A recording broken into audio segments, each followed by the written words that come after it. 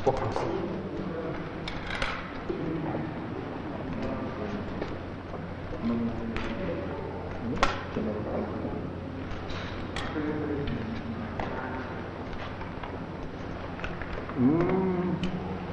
claro.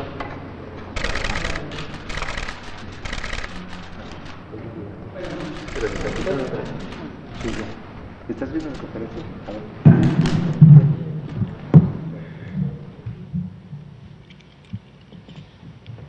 Muy buenas noches.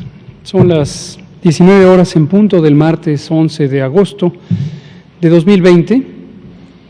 Y desde aquí, desde el Palacio Nacional de México, en la Ciudad de México, vamos a iniciar la conferencia de prensa diaria sobre la pandemia de COVID-19, epidemia causada por el coronavirus SARS-CoV-2.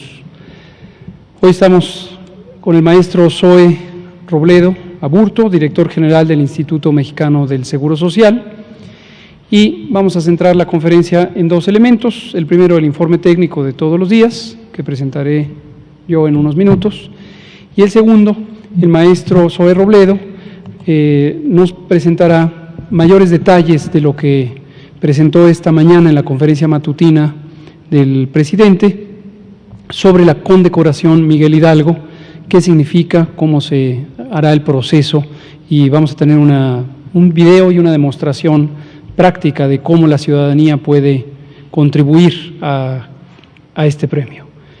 Bienvenido, Zoe. Me voy a parar para presentar el informe y enseguida pasamos a lo otro. Si me pasan la primera, por favor. Decíamos esta mañana y periódicamente retomamos sobre la idea básica del manejo de la epidemia para recordar a las personas, para recordar a quien nos escucha, ustedes aquí, la ciudadanía allá en su casa, qué significa el manejo epidémico, en qué consiste el manejo epidémico. Esto lo hemos dicho muchas veces, pero con mucho gusto lo volvemos a explicar. El manejo de una epidemia de estas dimensiones, de estas proporciones, de una pandemia, es muy diferente al manejo de un pequeño brote epidémico. Las epidemias y el prototipo son las de enfermedades infecciosas, pero desde luego hay también enfermedades no infecciosas que pueden tener dimensiones epidémicas. En México, lo hemos mostrado también, las enfermedades no transmisibles, como la obesidad, el sobrepeso, la diabetes, la hipertensión, la enfermedad pulmonar crónica, tienen dimensiones epidémicas. Epidemia es una definición técnica que habla de la ocurrencia de un fenómeno, concretamente un daño a la salud, en una frecuencia, intensidad, proporción más que la usual. A diferencia de endemia, que es un estado permanente de afección de la salud de las personas. Entonces, cuando se sale de lo esperado desde luego no quiere decir deseado, nunca es deseable tener daños a la salud, se refiere a el concepto de esperanza estadística, de expectativa de que ocurrirá en cierta dimensión o tamaño. Cuando sale de lo esperado, y es más que lo esperado, en una fecha en particular, en una temporada del año en particular, en un mes, en un año en particular, entonces hablamos de una epidemia.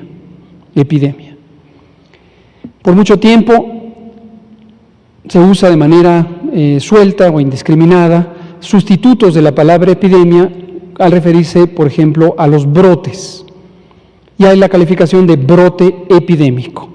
En realidad son expresiones que no tienen una demarcación técnica única y a lo largo del tiempo en la práctica de la epidemiología, la ciencia básica de la salud pública que estudia precisamente las epidemias, se ha usado de una manera o se ha usado de otra, pero es convencional que se refiera uno a brotes cuando se trata de una pequeña epidemia, del inicio de la epidemia o de la ocurrencia de la epidemia en un contexto limitado geográficamente, donde se puede reconocer geográficamente la localización de una pequeña epidemia.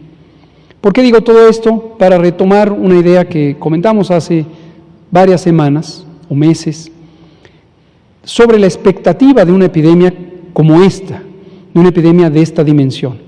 Esta es una pandemia. Y pandemia técnicamente quiere decir que afecta a todos los lugares.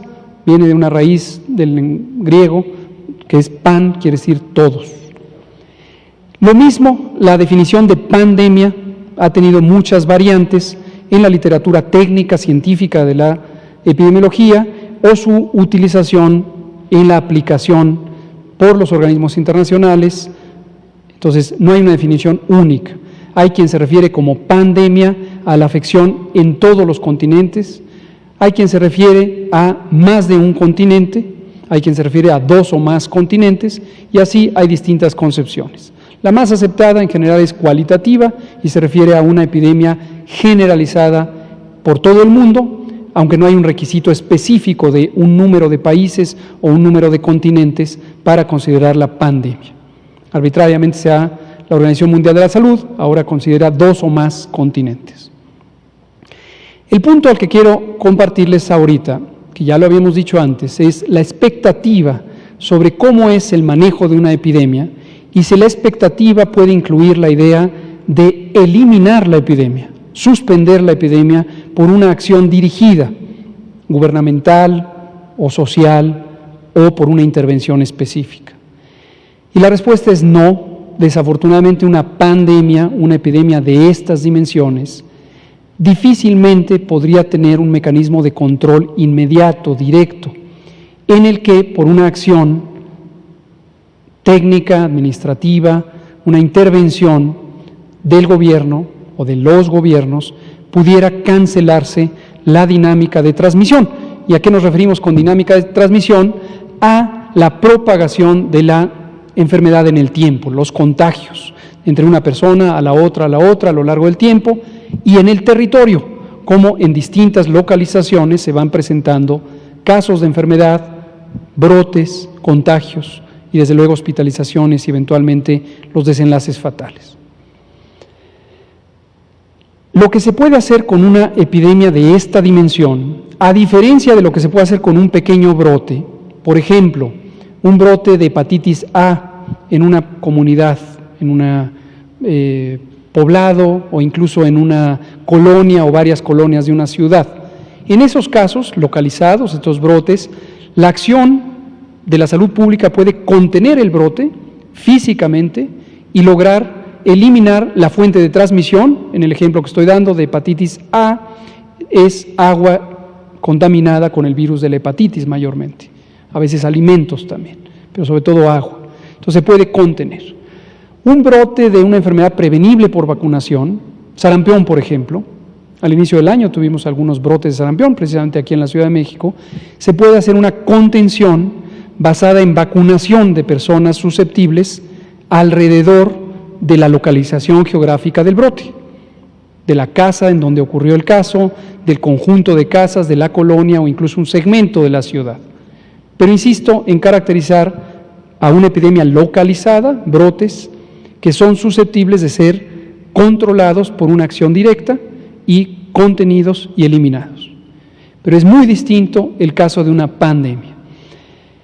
Finalmente, el caso de una pandemia, y esto es lo que quiero recordarles, la expectativa es que se pueden ejercer acciones de contención, y hemos hablado aquí muchas veces de que contención, en este contexto, quiere decir identificar los casos de enfermedad, principalmente a partir de sus síntomas. Quien tenga tos, fiebre, dolor de cabeza, dolor de garganta y otras características, enrojecimiento de los ojos, pérdida del olfato, dolor muscular, etcétera, se le debe reconocer como un caso sospechoso de COVID-19. Se le deben tomar muestras para diagnóstico, pero sin esperar el resultado, o incluso si no existiera la disponibilidad de tomarle una muestra para diagnóstico, se debe poner en resguardo preventivo, en aislamiento temporal, por al menos 14 días. Y simultáneamente debe iniciarse el estudio de contactos. Esta operación se llama contención centrada en personas.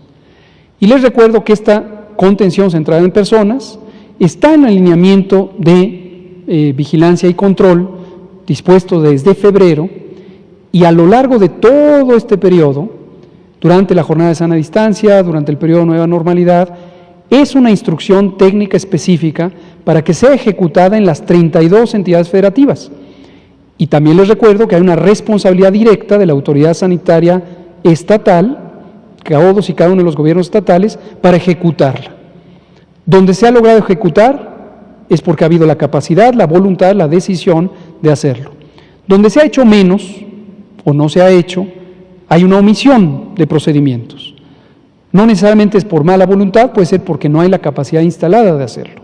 Pero a lo largo de todo este periodo hay una instrucción explícita, técnica, del gobierno federal de que se realice contención. Y esto lo digo porque con el ruido de información a veces parece como que se nos olvidó la contención o la reemplazamos por mitigación. Falso. Desde el principio está establecida, el ejecutor directo son los servicios estatales de salud y cuando lo hacen es una cosa muy positiva. Y lo segundo y último es la mitigación, y la mitigación comunitaria es una medida masiva. Habíamos caracterizado durante la jornada de sana distancia alrededor de 80 millones de personas, de los 127 millones que viven en México, salieron de la vía pública.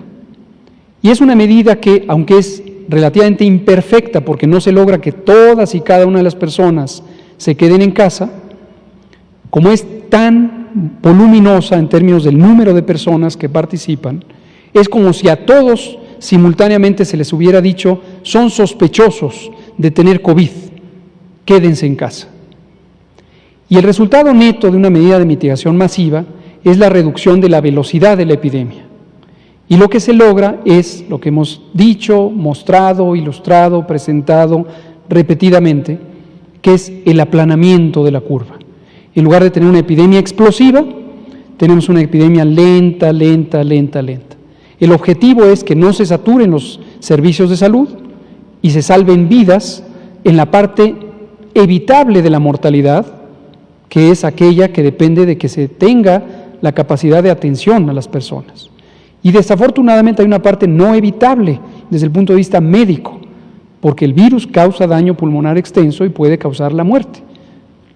Por dolorosas que son las muertes, todas, independientemente del número, hay una parte que no es evitable en términos médicos, porque no hay un tratamiento específico para evitar el daño orgánico, el daño pulmonar, que particularmente en las personas mayores de 60 años o con enfermedades crónicas, diabetes, obesidad, sobrepeso, hipertensión, etcétera, causa el virus SARS-CoV-2 en los pulmones y en otros órganos. Entonces, el objetivo 1 de la mitigación comunitaria es tener una epidemia lenta en vez de tener una epidemia explosiva, como hemos visto que ocurrió en algunos países que iniciaron la epidemia, sobre todo en Europa Occidental.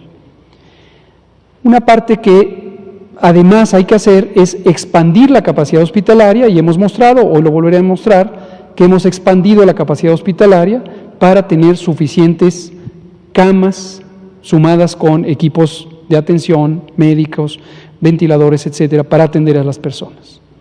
Ahora, por último, una desventaja, un efecto no necesariamente deseable de la mitigación, pero que es inevitable, es que conforme la epidemia es lenta, la epidemia es más larga. Y en vez de tener una epidemia en 2 meses y medio o 3, como ocurrió en los países europeos que tuvieron epidemias explosivas y que les saturaron los hospitales, tenemos una epidemia que se va distribuyendo en el tiempo. Y eso obviamente causa desesperación, fatiga, frustración y una percepción de que no se está logrando el control epidémico. Pero reitero, sí existe el conocimiento razonable de cómo funciona la epidemiología. Habrá quedado claro que una pandemia, desafortunadamente, por desafortunado que esto es, no se puede cancelar como se cancela un brote.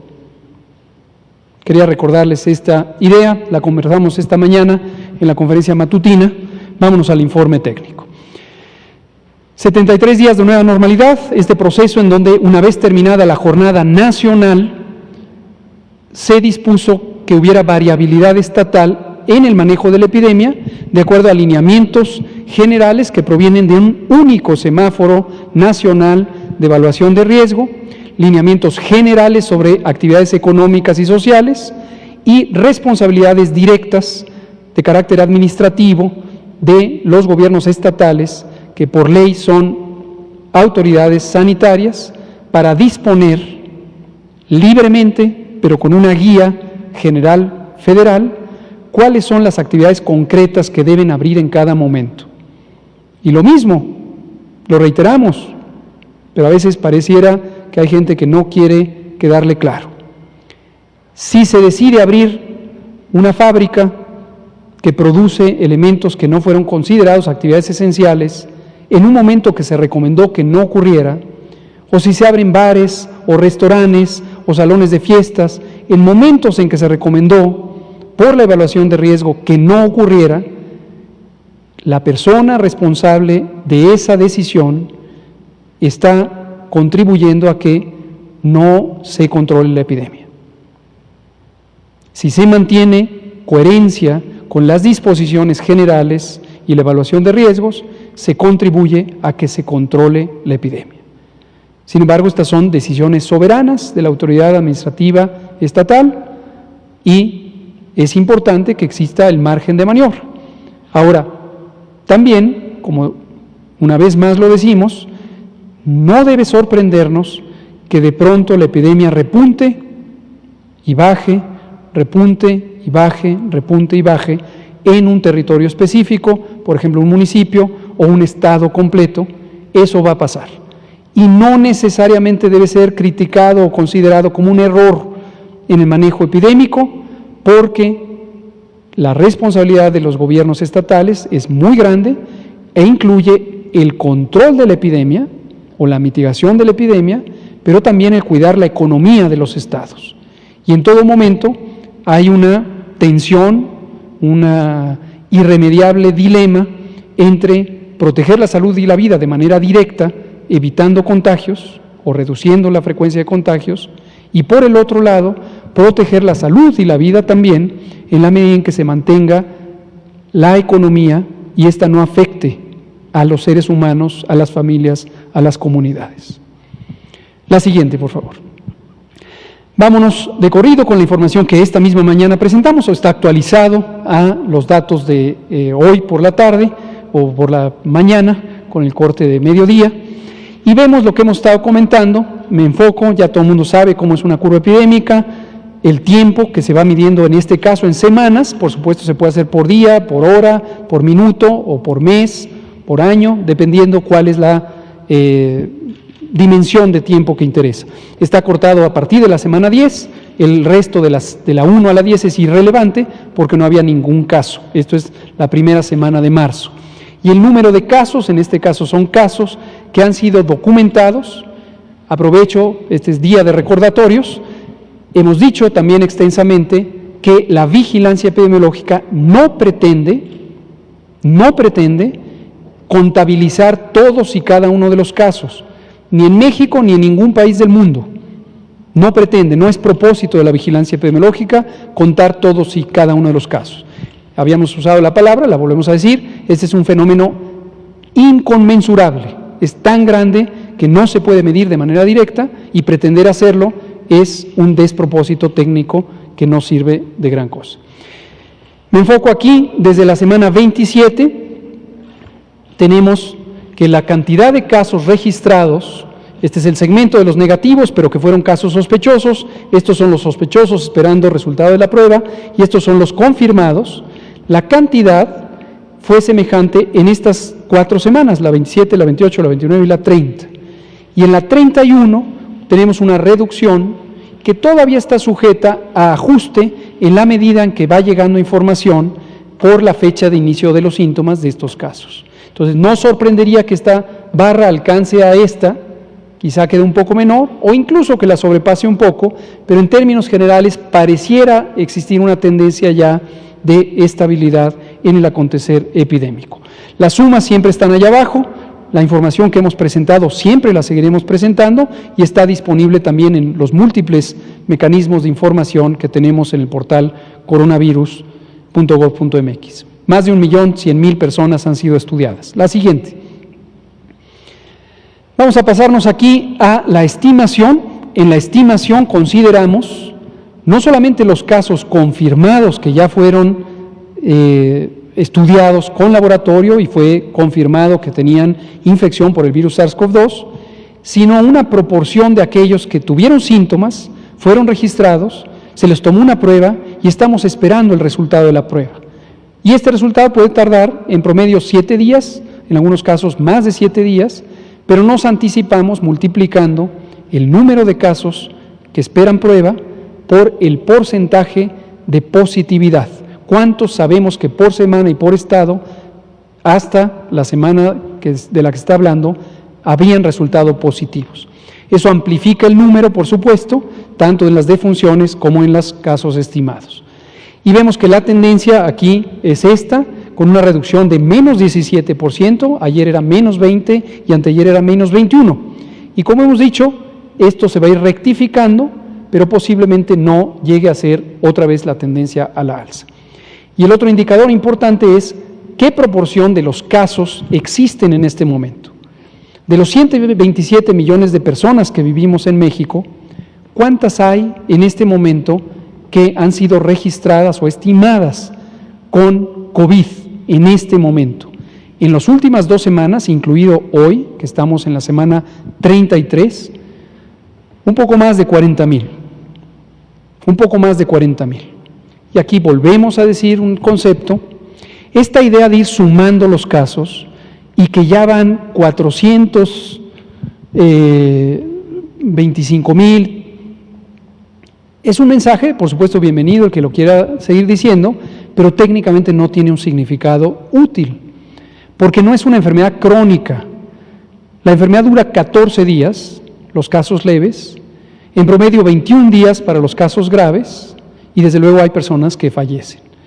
Pero no es una enfermedad crónica, no es como diabetes, en la que en México tenemos cerca de 15 a 18 millones de personas. Y estas sí se acumulan. Una vez que una persona tiene diabetes, siempre va a tener diabetes. Y mientras viva, seguirá siendo un caso de diabetes. O algunas enfermedades infecciosas de larga duración, como la tuberculosis, que pueden por muchos años, en promedio 8 años, tener la enfermedad si esta no ha sido tratada. Entonces, 41,000 casos están en este momento con COVID-19. Vámonos a las otras diapositivas y terminamos el informe técnico con la ocupación hospitalaria. La ocupación hospitalaria ha dependido de cuántas personas necesitan hospitalizarse, porque tienen una enfermedad suficientemente importante para necesitar hospitalización. Y aquí volvemos a hacer otro recordatorio. Si usted es una persona que tiene más de 60 años de edad, que tiene diabetes o tiene hipertensión, obesidad, sobrepeso, enfermedad pulmonar crónica, enfisema, bronquitis crónica, asma, enfermedad cardíaca crónica, insuficiencia renal, cáncer, utiliza medicamentos que le deprimen el sistema inmune, quizá tiene una enfermedad reumática, una enfermedad autoinmune, artritis reumatoide, lupus. Si usted tiene alguna condición como esta, o tiene un familiar que tiene una condición como esta, y presentan fiebre, o tos, o dolor de garganta, o dolor de cabeza, o las 3 o 4 cosas juntas, o malestar general súbito, dolor muscular, piense que tiene COVID. Es importante que piense que tiene COVID, no para que se espante, pero sí para que actúe y acuda a una unidad de salud. Vaya a una unidad de salud, porque el riesgo que usted tiene de complicarse por COVID es grande. Y si usted se espera y hoy se siente razonablemente bien, y mañana también, y pasado mañana también, existe una probabilidad importante de que en un momento dado, en el 3º o 4º día desde que iniciaron los síntomas, el daño que le esté causando el virus SARS-CoV-2 a los pulmones sea demasiado importante. Y entonces ya haya pocas posibilidades de darle una atención hospitalaria para que se recupere, es muy importante que acuda a tiempo a hospitalización. La hospitalización ha estado disponible, tenemos 60% en este momento de las camas, 31.615, noten que este número sigue subiendo, porque seguimos haciendo reconversión hospitalaria. Y 60% está disponible, 40% está ocupado a nivel nacional. Y a nivel de los estados tenemos algunos que en este momento tienen la mayor actividad epidémica: Nuevo León, Nayarit, Colima, Coahuila, son los 4 estados con la mayor actividad epidémica en este momento, como lo fueron antes otros, que hoy van en descenso. Y tenemos estos porcentajes: 69, 63, 66, 63, 59, etcétera. La Ciudad de México, miren dónde está, que en algún momento fue la primera, la más ocupada, hoy no lo es, porque ha estado descendiendo la epidemia. Y en la última diapositiva vemos la misma idea, pero para camas equivalentes a terapia intensiva, camas que fueron habilitadas, adaptadas para recibir a personas críticamente enfermas. México tenía 2.700 camas como estas, con una cuenta un poco más generosa, 2.900, pero eran insuficientes. Si no se hubiera mitigado la epidemia o no se hubiera hecho la reconversión hospitalaria, se habrían saturado estas camas. Pero las ampliamos a 10.657 hasta este momento, de las cuales 64% están disponibles, y cuando las vemos por entidad federativa, Colima tiene 33% de disponibilidad, Nuevo León 44%, Baja California 51%, Aguascalientes 52% y así sucesivamente. Este es el informe técnico y le damos la palabra al maestro Zoe Robledo para que nos hable de la condecoración. Muchas gracias, doctor Hugo López-Gatell. Muy buenas tardes a todas y a todos. Un gusto saludarlos y saludarlas, sobre todo con un tema tan emotivo, emocionante, que tiene que ver con los héroes de nuestra nación. Cuando pensamos en los héroes es una de las cosas más difíciles de poder definir. Pensamos en héroes nacionales y pensamos desde luego en Miguel Hidalgo. Y por eso esta condecoración lleva su nombre. Es una condecoración que existe por ley, en la ley de estímulos y premios y recompensas. Es la ley en donde están los premios nacionales de ciencias, de artes, donde está la Orden Mexicana del Águila Azteca que se le entrega a extranjeros. De ese nivel es la característica de esta condecoración que se está lanzando hoy su convocatoria.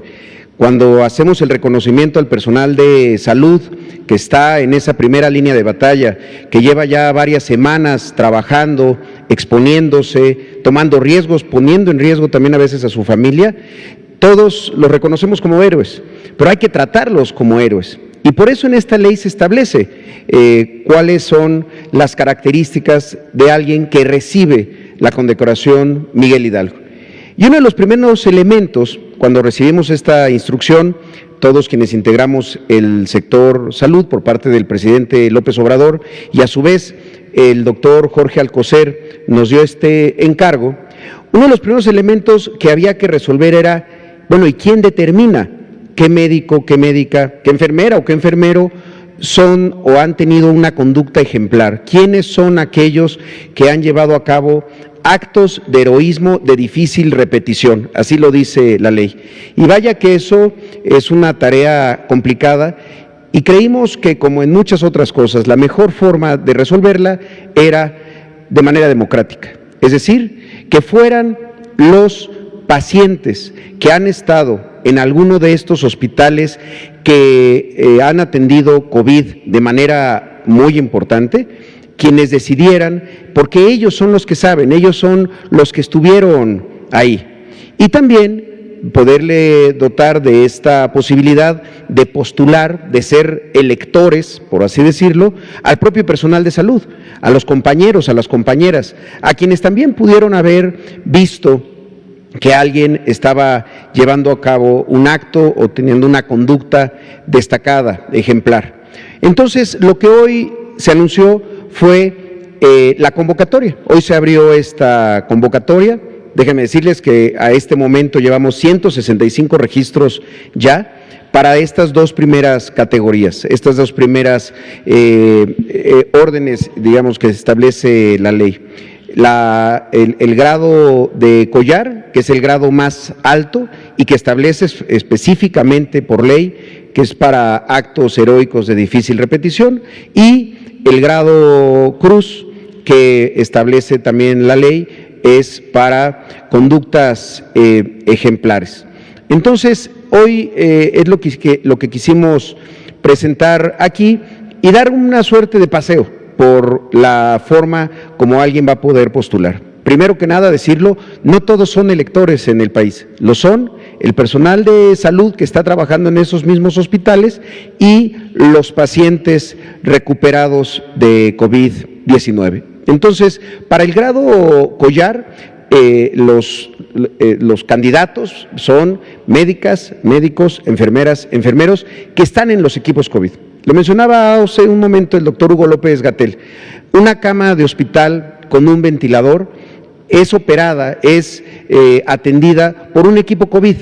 Para ellos es este nivel, porque son los que están más cerca y muchas veces en mayor riesgo de contagio. Es donde se han conocido las historias de ejemplares. Y en el tema de grado cruz, para todos aquellos que están trabajando en hospitales COVID considerados de alta productividad. En esta reconversión que se ve en esta conferencia todos los días, en donde se fueron sumando y sumando y sumando hospitales que cada vez tenían más camas por COVID, esos son los que consideramos hospitales de alta productividad, son los que han tenido el mayor número de pacientes, el mayor número de personas han pasado por ahí. Esa lista de los hospitales de alta productividad también la pueden bajar en esa plataforma. ¿Si pueden dar la siguiente? Bien, la página de internet es esta, condecoracionmiguelhidalgo.gov.mx. Pueden pasar a la siguiente. Entonces, se ingresa ahí. También en los hospitales se está planteando que haya lugares en donde alguien pueda llevar una convocatoria por escrito, pero creemos que por temas hasta de sana distancia y evitar cualquier problema, lo ideal es hacerlo de manera remota por la vía de esta página. Lo primero que van a encontrar son 6 pasos muy simples, son 2 avisos de privacidad, un aviso de privacidad y otro de términos y condiciones. Se le da a aceptar ambos, bueno, se deben de leer antes, desde luego, y después aceptarlos. La siguiente, una vez que se entra por ahí, se pregunta en qué institución estuvo internado o en qué institución trabaja el postulante, quien está buscando ser elector. Insisto, esto es para quienes van a postular, no se están pensando en autopostulaciones, sino que alguien más va a postular al personal médico. Entonces, se selecciona la institución, cualquiera de ellos, dan a la siguiente. El siguiente paso es ingresar tanto la entidad federativa como el CURP. La CURP.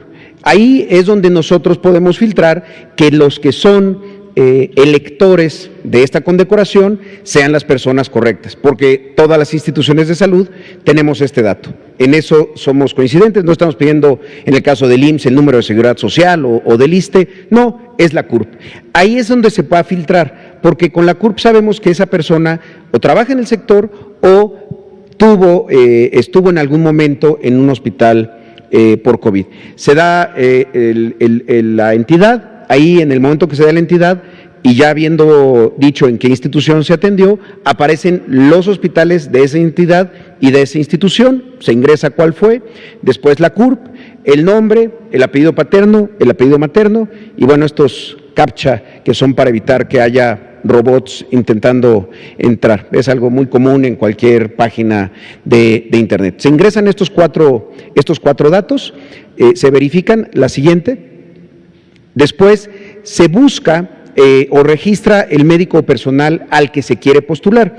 En muchos casos, aquí vamos a poder tener ya sea una búsqueda por el nombre de pila o el apellido materno o el apellido paterno y el tipo de personal. Ahora, muchas veces las personas conocieron a alguien detrás de un cubrebocas, detrás de unos gogles con equipo de protección personal y recuerdan un solo nombre.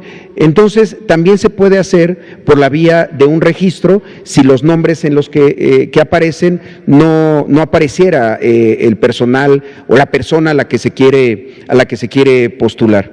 Entonces, se ingresan estos datos, insisto, en muchos casos van a aparecer listas, en otros casos se pueden hacer registros de manera directa. La siguiente, por favor. Y aquí es algo muy interesante. Se estableció por parte del doctor Alcocer un grupo de personal de salud, tanto de la Secretaría como de el resto de las instituciones, para realizar este mínimo cuestionario, es casi como una suerte de encuesta, con preguntas primero sobre la calidad del servicio, cómo fue la atención por parte del personal, y después otras preguntas que tienen que ver con los actos de heroísmo. Desde luego esto no se puede hacer en un formulario con respuestas de opción múltiple, pero creemos que puede orientar mucho a las personas para poder describir cuál es la razón, el acto de difícil repetición por el cual quieren postular a alguien. En la siguiente, y este punto número 6, que es muy importante, son los comentarios, documentos, imágenes, videos.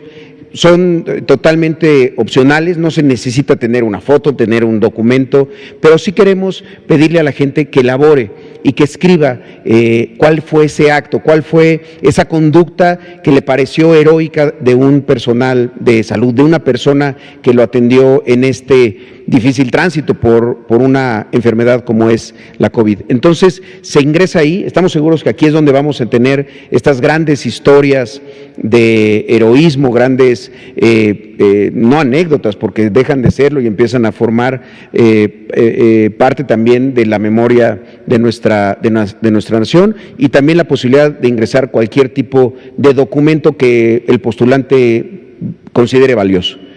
Entonces, la siguiente, a partir de esto, en una parte del registro se solicita un correo electrónico para poder recibir un agradecimiento por haber participado y que sepa la persona que ya quedó registrada su postulación. Como lo ven, lo intentamos hacer lo más fácil posible, pero sí creíamos que lo importante era que hablara el pueblo recuperado, quienes han tenido y nos llenan de esperanza de saber que hay posibilidad de recuperación y que hay algo adelante de este COVID y que vemos esa luz ya muy cerca. Y también porque queremos promover este sentido de compañerismo, de camaradería entre el personal. No hay, creo yo, nada más satisfactorio que el reconocimiento de los pares, pero también y sobre todo el reconocimiento de las personas que fueron atendidas, aquellos a quienes se les pudo salvar la vida en muchísimos casos, y por eso lo dejamos a consideración de ellos, y a partir de eso pues recibir todas las postulaciones. Es una convocatoria como cualquier otra, abierta, y después finalmente se concentra, como lo estableció el Consejo de Premiación, un jurado calificador que elegirá a las primeras 50 postulaciones grado collar y a las 500 de grado cruz. Digamos que eso es visto desde esta parte, pero nos gustaría poderles pasar un video que va llevando también de la mano por este mecanismo de postulación.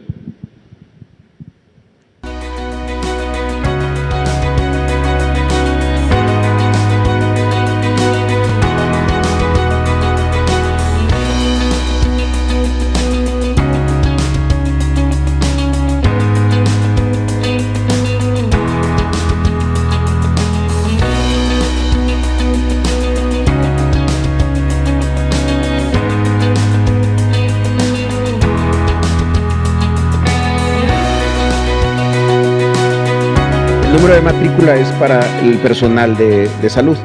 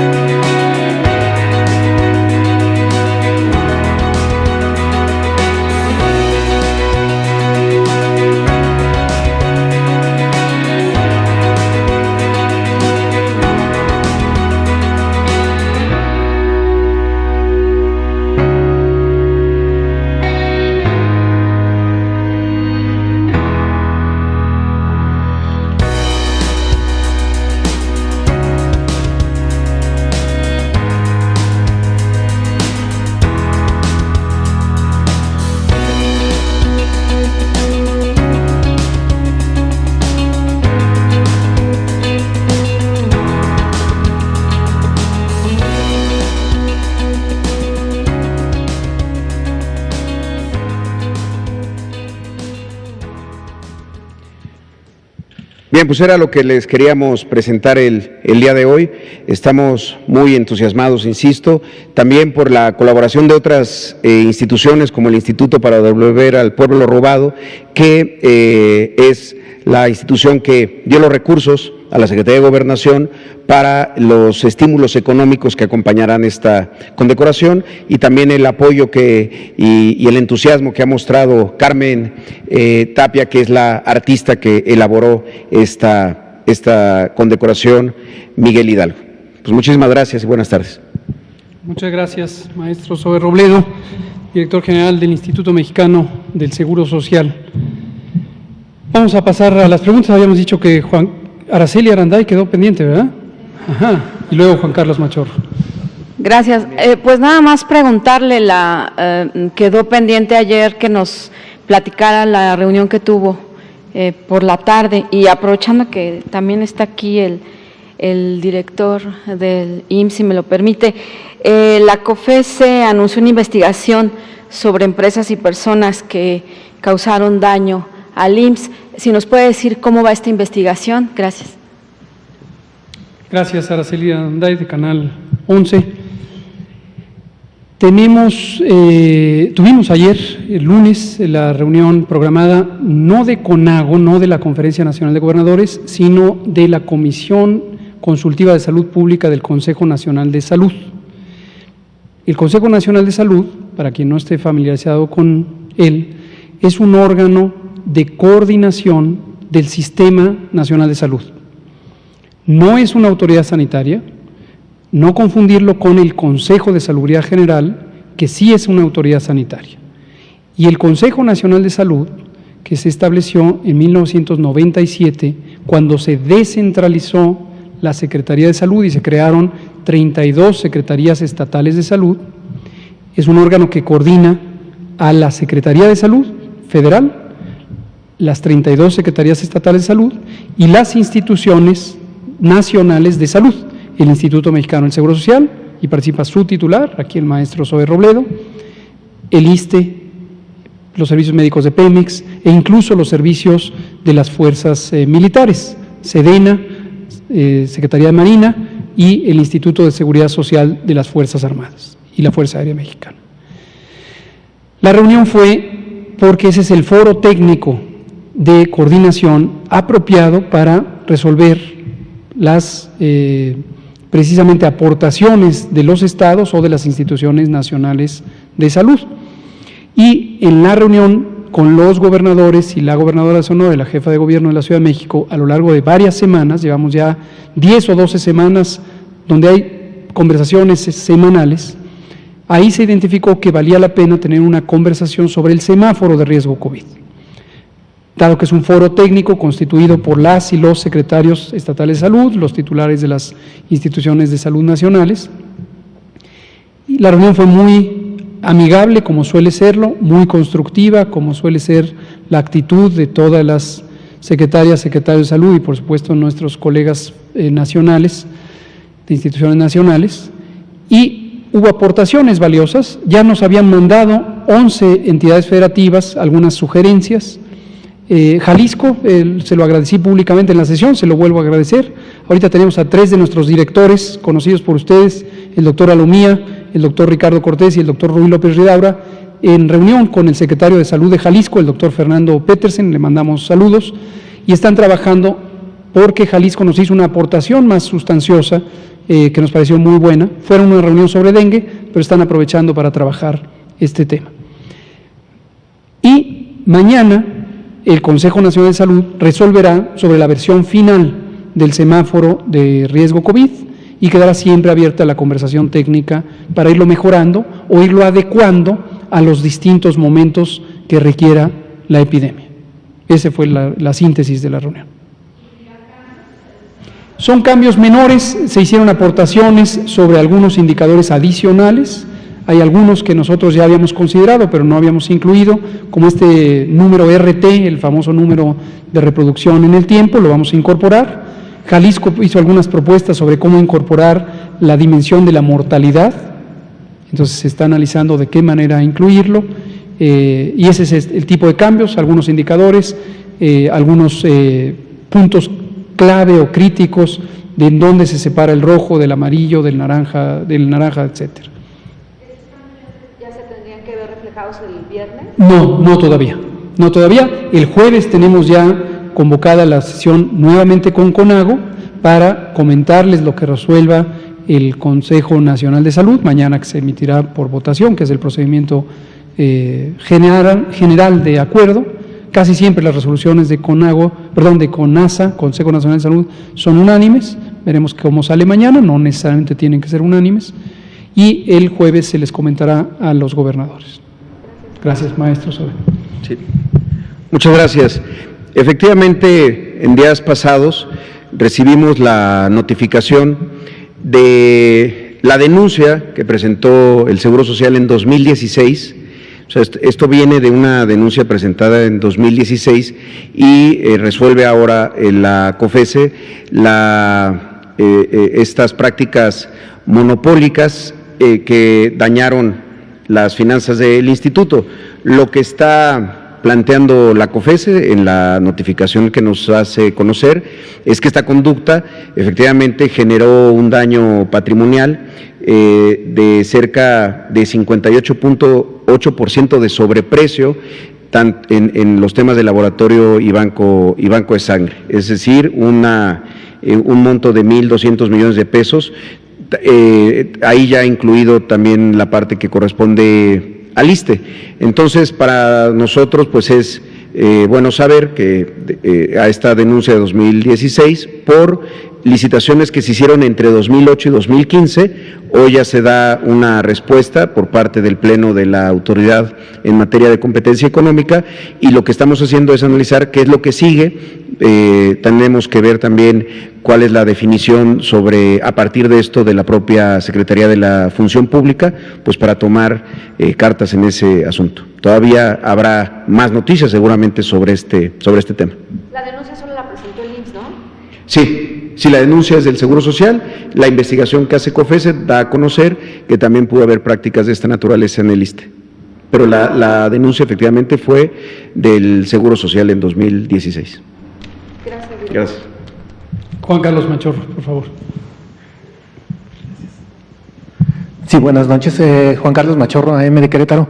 Doctor Gatell, su opinión sobre esta noticia que se dio a conocer hoy, esta vacuna que anuncia Rusia. La misma OMS ha dicho que es muy temprano para decir si es o no la vacuna que ahora sí que todo el planeta esperamos, por las repercusiones, por el tiempo que hay que hacer los estudios, etcétera.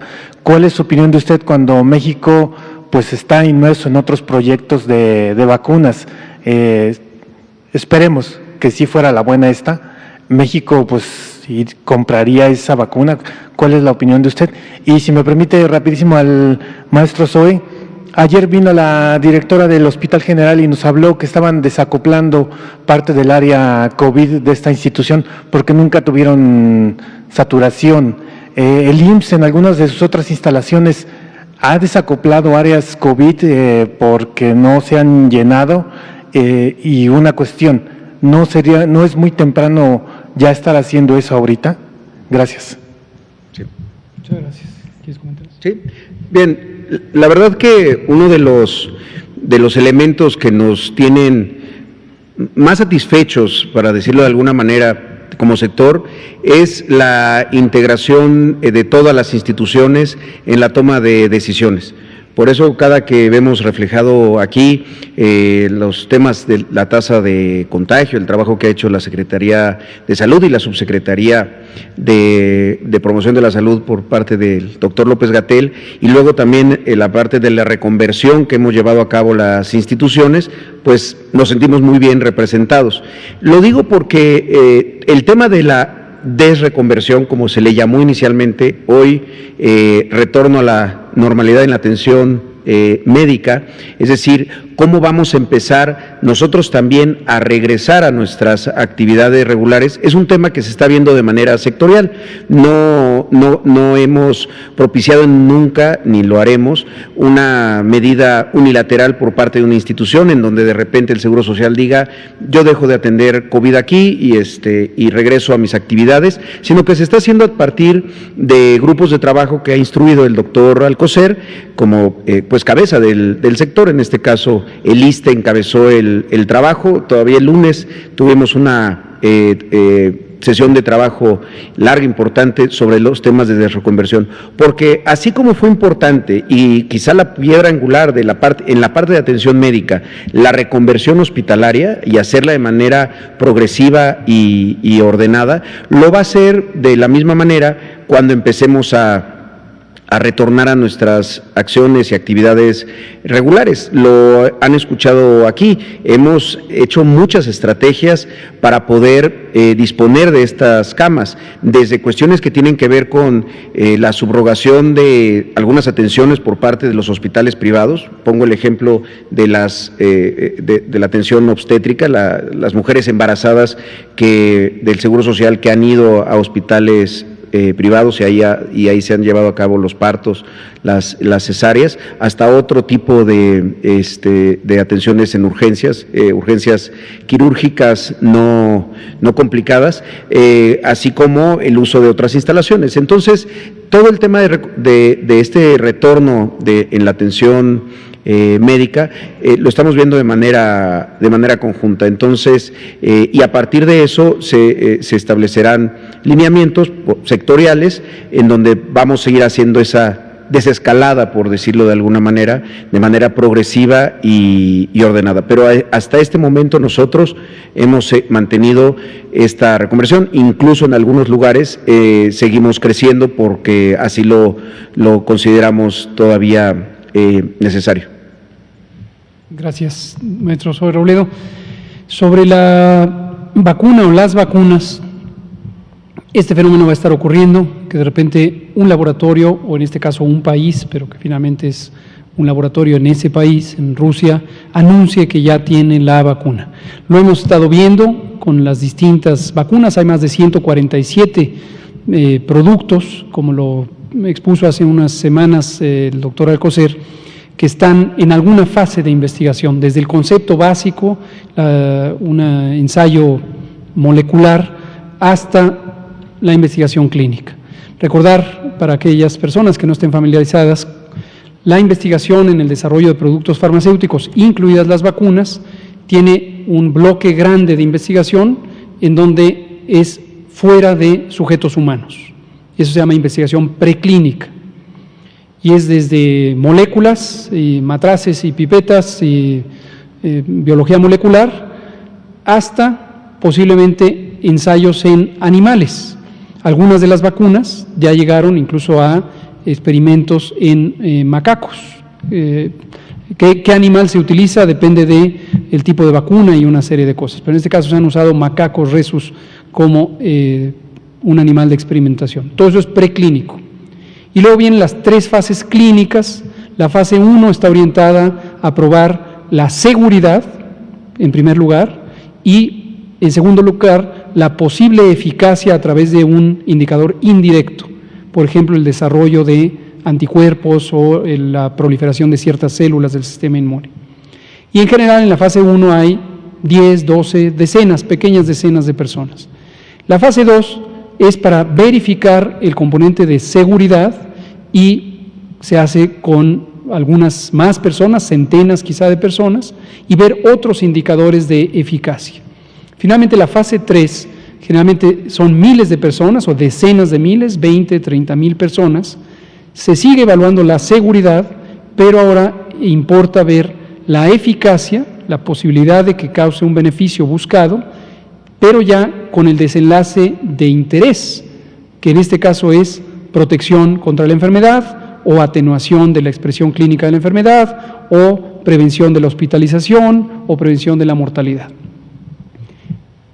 Hay pocas vacunas, son cerca de 9 que están ya cercanas a esa última fase, Y sí, efectivamente nos ha sorprendido, como le sorprendió a la Organización Mundial de la Salud, conocer de la vacuna rusa cuando hasta donde llegaba la información pública mundial no habían llegado hasta la fase 3. Definitivamente, y esto lo quisiera dejar muy claro, no se puede empezar a utilizar una vacuna que no haya terminado satisfactoriamente los estudios de fase 3. No se puede, no se debe, por razones éticas, de bioseguridad, y esto en todos los países es un estándar ético de práctica, de seguridad, etcétera. Entonces estemos expectantes, vamos a estar viendo eso. Dicho sea de paso, es parte de la especulación comercial. No olvidemos que las vacunas también son empresas comerciales, no hay vacunas o compañías que lo estén haciendo por filantropía, y parte de la especulación comercial va a ser el anunciar que ya casi está la vacuna. Eso lleva a que aumenten los costos de los precios de las acciones de las compañías privadas, haya mayores ganancias, y así es como funciona en el mundo contemporáneo, en la economía global, la producción de insumos para la salud, incluidas las vacunas.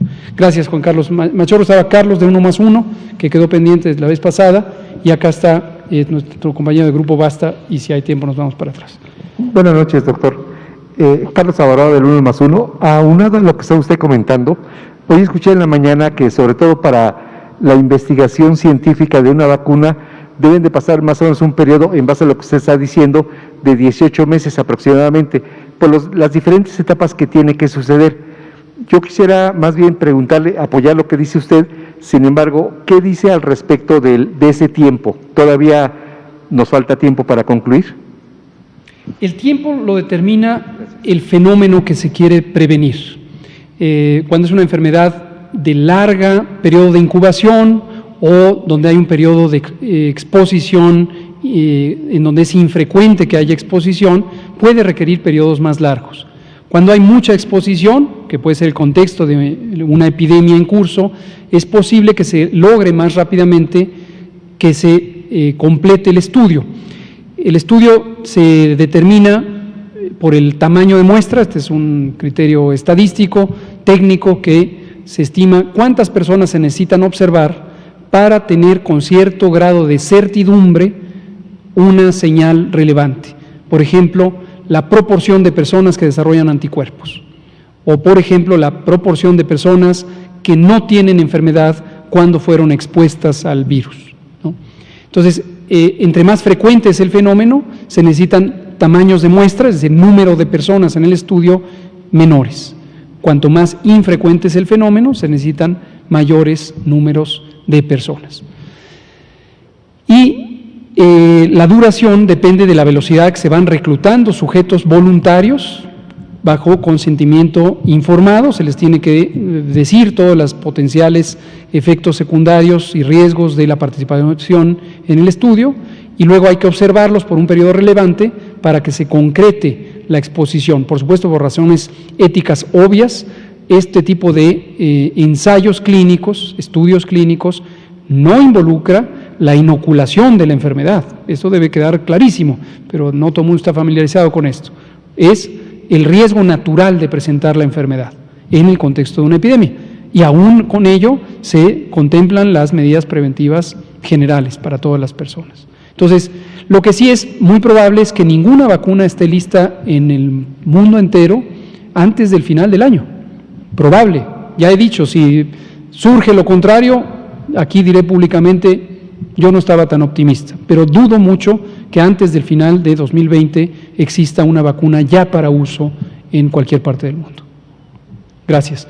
Nos da tiempo de una última pregunta, y está nuestro compañero de periódico Basta, Grupo Cantón. Subsecretario Héctor García, de Diario Basta, Grupo Cantón.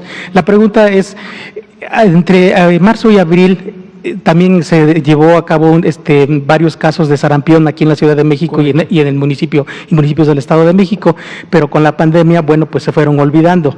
No es que se lo olvidamos, más bien de este lado. ¿Ya se tiene controlado? Es decir, ¿ya no existen ese tipo de casos? ¿Y si hay en otros estados? ¿Cómo no? En este momento no conocemos que exista brote alguno de sarampión en México. Efectivamente tuvimos durante marzo y abril sendos brotes en la Ciudad de México y en el Estado de México. Estos estuvieron afectando el sistema penitenciario, involucraron a personas privadas de la libertad, y afortunadamente la colaboración técnica del gobierno federal con el gobierno tanto estatal como el de la Ciudad de México logró que controláramos el brote. Y justo por eso pensé en este ejemplo. La acción principal de control de un brote de sarampión incluye la contención a partir de un cerco vacunal, la vigilancia epidemiológica activa para ir identificando tempranamente cadenas de contagio y, por supuesto, las medidas de aislamiento y cuarentena que son relevantes para el control. El sarampión es la enfermedad infecciosa más contagiante de los seres humanos. Está causada por un virus del mismo nombre, sarampión. Hay varios genotipos, circulan en el mundo, y desde los finales de los años 90 en Europa Occidental proliferó el sarampión y hoy es una enfermedad endémica, es decir, está permanentemente en centenas de miles de casos en Europa Occidental. Una de las razones principales es que se propagó una falsedad. Fíjense el daño que causa la infodemia y la desinformación. Se publicó un estudio malísimo, técnicamente se demostró después que había sido fraudulento, en una de las mejores revistas científicas del mundo, que es Lancet. Y esto fue suficiente, eso fue en 1998, y fue suficiente para desprestigiar a la vacuna de sarampión, porque se invocó algo que es una mentira. Quédese con esta idea clara, es una mentira que existe evidencia que la vacuna del sarampión puede causar autismo, pero esta mentira fue la que se dijo en esta revista tan prestigiada, a pesar de que después se demostró que el estudio había sido fraudulento, metodológicamente era malísimo además, pero además había un conflicto de interés, el autor principal tenía intereses en una compañía de diagnóstico, en fin, todo un esperpento. Eso se atribuye a que erosionó la credibilidad de las vacunas, se dejó de vacunar las personas, voluntariamente no se han querido vacunar, y en Europa Occidental, después de que era una enfermedad prácticamente eliminada, no del todo, pero prácticamente, reemergió, y ahí está. Por supuesto, también hay sarampión en otros continentes, y en el continente americano, al final del 2015, ya la Organización Panamericana de la Salud se aprestaba para dictaminar la eliminación continental del sarampión. Íbamos a ser el primer continente en eliminarlo, y desafortunadamente reemergió por razones semejantes, coberturas vacunales bajas, en el norte de Brasil, posteriormente en el noroeste de Brasil, y después ha existido. Estados Unidos y Canadá y México tenemos todos los años decenas de casos de sarampión, principalmente producto de importación, ya sea de Europa Occidental o de África o de Asia o de cualquier otra parte del mundo que exista. Y un último elemento. En este brote ya presentaremos las conclusiones porque son ilustrativas de lecciones aprendidas. Identificamos que la gran mayoría, el 90% de los casos, ocurrieron en personas adultas jóvenes. Esto quiere decir una falla de vacunación, no del último año y medio, sino precisamente de cuando debieron haberse vacunado. La vacuna contra el sarampión debe ponerse al año de vida y a los 6 años una segunda dosis al momento de entrar a la primaria, o aunque no se entre a la primaria, a los 6 años. Y aquí estamos hablando de personas que tenían 18, 19, 20, 23, 24 años y que en su momento debieron haber sido vacunadas, no tenían inmunidad contra sarampión y representaron 90% de este brote. Aquí terminamos. Muchas gracias. Muchas gracias al maestro Zoe Robledo. Son las 20:03. Nos vemos mañana. Sí, claro. Así es. Qué buena pregunta, gracias, porque sí, es importante decirlo. Gracias. Los mexicanos somos como las montañas de nuestro país. Nos levantamos sobre la tierra cuando parece que no hay camino. Como los ríos, somos una corriente que nada ni nadie puede detener. Y como los volcanes, tenemos el corazón de fuego. Por eso, cuando el mal tiempo pase, seguiremos de pie, demostrando las veces que sean necesarias que nada nos detiene. Gobierno de México.